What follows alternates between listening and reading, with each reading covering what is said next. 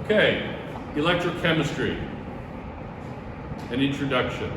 Now, before this, we did redox reactions, correct? Yes? And the five takeaways should be, the five very important takeaways would be, you should be able to put oxidation numbers in all of the reactants, all of the reaction. The entire reaction, be able to put oxidation numbers in for each element. Clear? If something is an element and it's written alone, like H2, I2, they're elements, they're diatomic elements. Ar, argon, Na, Fe, they have an oxidation number of 0. You should be able to identify the reduction half reaction and the oxidation half reaction. You also, if you can identify the reduction half reaction and the oxidation half reaction, you should also be able to identify what's being oxidized and what's being reduced, obviously, correct? So, you should understand this. If someone asks you, well, oxygen is being reduced. Okay, it's going from O2, 0 charge, to O, -2. It's being reduced. What's the reducing agent? In other words, the reducing agent is going to be whatever's losing the electrons, correct? Yes? So sodium is losing electrons. So sodium is being oxidized, so that would be the reducing agent. So you have to be able to do those 5 things. Dead giveaway. Now, let's start with these terms. Are going to be very important. You want to look those terms up and understand what they mean. Let's review them a little bit. The anode is collecting electrons. That's the electron collector. If it's collecting electrons, what's going on at the anode? What activity is going on? Anybody? Oxidation? Is that what you're trying to say? Very good. He's going like this. I'm very impressed by that. Very good. Yeah. If this is the electron collector, where you're going to end up with free electrons hanging out, that's going to be collecting the electrons, correct? And that's going to be where oxidation occurs. What about the cathode? The cathode is going to be where? What is it? Yeah, and that's going to be reduction, where reduction is going to happen. All right? Half cell, you have 2 halves make a whole, correct? In a voltaic cell, you have 2 half cells. You have 1 half cell is going to be oxidation. You know, you had the half reaction, oxidation half reaction, reduction half reaction. Well, you have a whole cell for that now.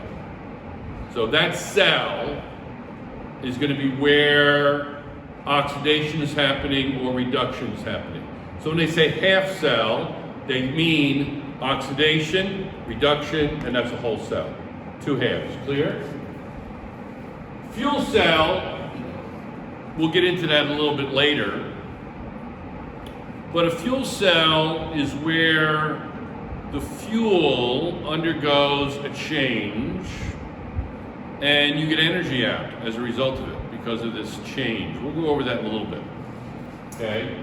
But you have to know what a fuel cell is. What is a fuel cell? It's in terms of green energy, not gray energy, not blue energy, but green energy, environmentally supportive energy. Fuel cells are important. A battery is what? Give me the definition. You guys are old. You know what a battery is, right? Give me the definition of a battery off the top of your head.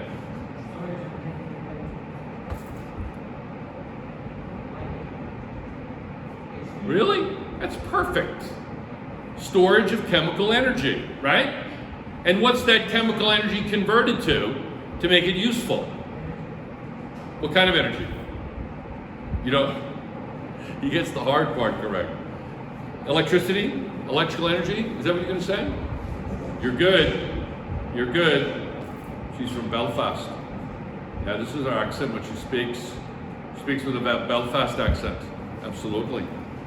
Okay, now, this is a Belfast accent from Northern Ireland, yeah. Okay, so you have to know what oxidation and reduction is. You have to know what's in a dry cell. What's the paste? What is that paste? What is it for? What's its purpose? What's its purpose? What's the purpose of the paste? Say that 5 times fast. It's an electrolyte. It's an electrolyte. And then what about the manganese dioxide? What's that for? We'll get into that in a little bit. Weird thing about mercury. Are metals mainly oxidized or reduced, do you think? Are they mainly oxidized or reduced? Yeah. God, Moody, you are on fire today. All right, I'm going to go over here just for a minute. Okay, Miss Dorsey's traveling. Okay, can you see that up top? The periodic table. Okay. All right, now, the metals will become like the nearest noble gas. So let's look at the extreme one. Like over here, the metals will be like the nearest noble gas, right? They're going to give up. Like look at sodium. Sodium has 11 electrons. Well, what's the nearest noble gas? What does the nearest noble gas have? It has 10 electrons, right? We're going back to chapter 4, right? Chapter 4 and 5, correct? So it's going to give up an electron to be like the nearest noble gas. Giving up electrons is oxidation or reduction. Is oxidation, very good. So metals generally tend to what? Very good. That's right. Metal. You guys are very good. I'm very impressed. You guys are incredible. But yeah, metals tend to be. They tend to oxidize. There's a screaming contradiction to that, and that is mercury. Mercury is one of the few metals that can actually, it's on your test, guys, it's on more than one, but mercury is a weird metal. Weird. I can take an iron bolt, it floats on mercury. It's unbelievable. Mercury is fun. It is unfortunately very toxic. Let me tell you something about mercury. Mercury metal is pretty harmless. The problem with mercury metal is, it's not bad for you. The problem is when the mercury metal becomes an ion, then it's not good. So when the mercury metal ionizes, Ng, no good, don't even go there. But mercury metal by itself, we used to play with it as kids all the time. You know, we used to have thermometers. Your mother would put a thermometer in your mouth, they're full of mercury. You break, you clean up the mercury, you play with it. It used to be a lot of fun. You used to have fun with mercury. But it's not good, yes. Yes. Yes. Yes, it's the ionized version. It's the ionized version of the metal that causes the mercury producing. Yeah. Metals by themselves, if they stay non-reactive, it's okay. It's the really, I wouldn't start playing with mercury or lead. Can you still see me, big guy? I wouldn't start playing with weird metals because they're in the zero state. I wouldn't go doing that. But by and large, it's when mercury becomes an ion. Not only that, when mercury goes in and becomes a gaseous, it kind of ionizes a little bit, and really, it's no good. When we used to I worked in a lab years ago out of college, and we used mercury a lot. And what you do is we used to take rolled sulfur, just sulfur, S. It's yellow, and we used to put it on the floor, and the mercury bonds with the sulfur and becomes harmless. Oh yeah. You have amalgams. They used to put silver and mercury in your mouth. It's okay. Yeah. You know the old, they don't have them anymore, the old fillings? They were like silver colored? Yeah, sure. So, but anyway, mercury though is an odd metal. Mercury reduces. It's one of the few metals that goes to a reduction state. Yes? Not really many. I don't really want to spend a lot of time on the metals that reduce. They're so few and far between. It's mainly mercury. So we can get rid of some of that. The electrode is what? What's an electrode? Electrode is simply where it's happening. And the electrode is a metal rod that you put in solution, and that metal rod, depending upon the solution, could be an anode or a cathode, right? So an electrode is a general term where cathode and anode are more specific. Understood? Dry cell. A dry cell is a battery. It's a dry cell, as opposed to I know you're going to say wet cell, but yeah, a wet cell, we don't call them wet cells really. We call them storage batteries. Lead storage batteries. Have you ever heard of a automobile? You know what the battery is? The big black box. It's like this big. What is it? It's called a lead storage battery. It's your battery in your car. What? Is what? If it's can be. The question is a lead storage battery harmful to the environment? And it is if it's not disposed correctly. You got to take the lead out. You got to somehow neutralize the sulfuric acid because it's mainly lead and sulfuric acid. And quite a bit of lead sulfate, not for nothing in there, lead sulfate. We'll go over that. I'll go over that right now. But it can be harmful to the environment if they're not disposed of correctly. But yes, they can be. And for years, they were just tossed in piles, and the lead leached into the soil, and it can be an environmental disaster. Just give me a second. The lead storage battery, it's the electrolyte it has inside of it. It's electrolyte, yes? The electrolyte in a battery, dry cell, is called, it's just a paste. They really don't really discuss it, but the electrolyte inside a lead storage battery is sulfuric acid. Very toxic sulfuric acid. I don't like it anywhere in my laboratories in high school. There's no need for it. It's one of the major, it's probably, I could say, one of the major chemicals in all of industry. It's an amazing chemical. Billions of tons of sulfuric acid are used to make everything. Sulfuric acid is an amazing chemical.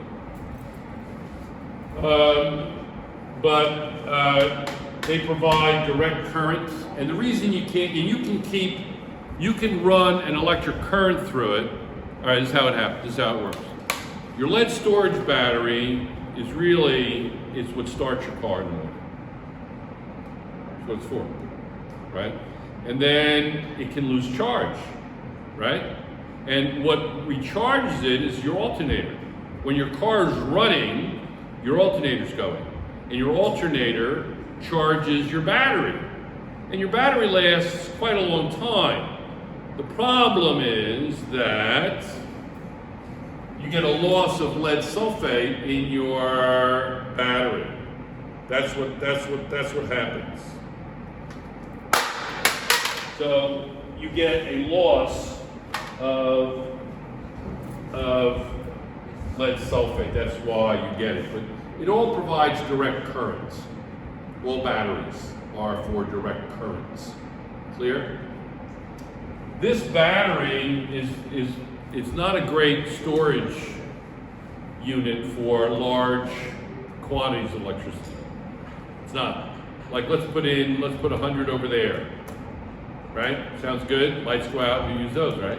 Doesn't work that way. They're very expensive to keep charged, very expensive, okay? There are engineers, electrical engineers spend hundreds of hours, thousands of hours inventing batteries that cost very little. The batteries in your phone, they used to be NiCad batteries, nickel and cadmium, now they're lithium. It was an amazing development in terms of phones and recharging batteries when they came out with the lithium cells. It was an amazing discovery, and engineers did that. Okay, so here I have a cell. I have mercury and lead, correct? The lead is oxidized here, correct? And the mercury it's unbalanced, of course, but the mercury is, let's balance this,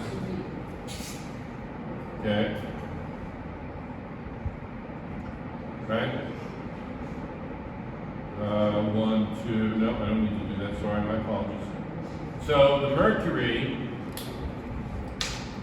will be reduced. Clear? That's an example. Write that example in your notes. Okay? Calcium versus potassium, look that up. Which one is more readily oxidized? Calcium +2, calcium metal to +2, or potassium metal to +1. That's something that you're going to want to consider. What actually balances the charges in a chemical reaction? Do you get it by now? What is actually doing the balancing? Balancing, because you're going to get this charge differential you're going to get. What balances that charge? But it's actually, I think I asked it on the test. It's the electrons are moving. They can move. By the way, we didn't talk about salt bridge. Look up salt bridge, very important. Salt bridges are important. Yes? Say it again? A salt bridge is a tube with a electrolytic solution like a salt in water, a solution, salt solution, and it's in a tube, and what they often look like is this.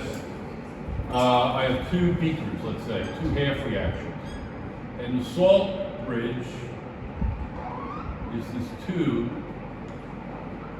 and they get these like little plugs, that prevent it from all leaking out, but you can still get some migration of liquid, and the salt bridge is between the two half reactions, and it allows flow of electrons.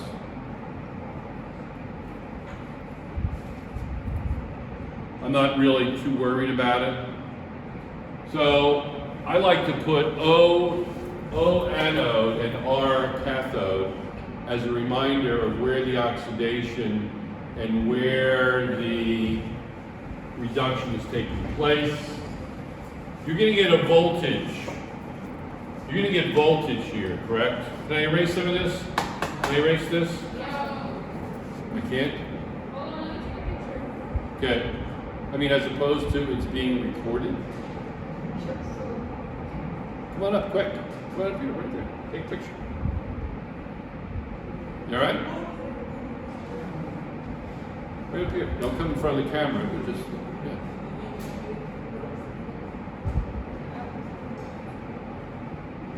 Okay, I can erase this. So, voltage. Anytime let's talk about voltage. Okay. You have three things. Okay. You have V equals IR. It's Ohm's law. Ohm's law.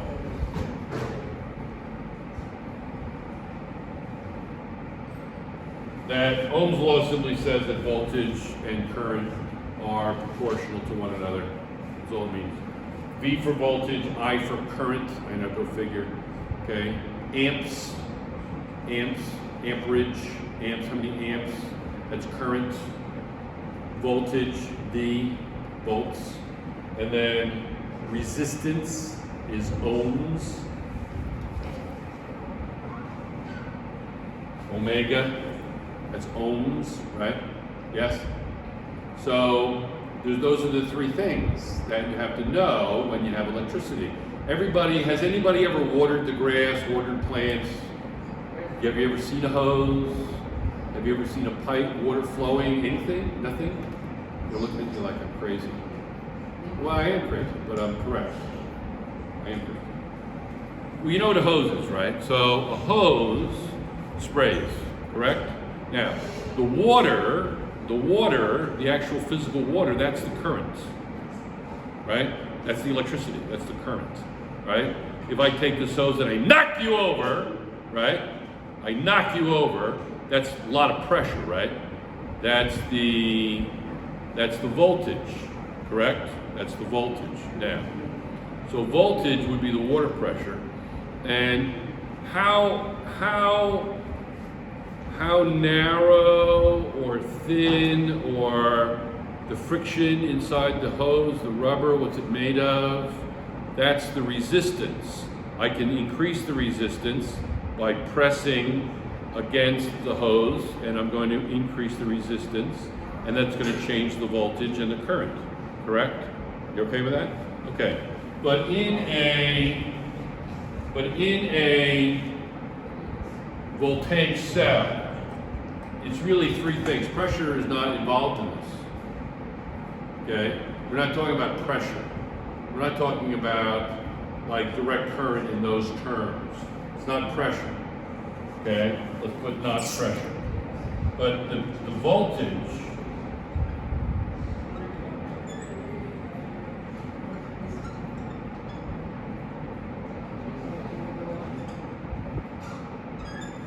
voltage really is based on the mass of the two electrodes, the cathode and the anode.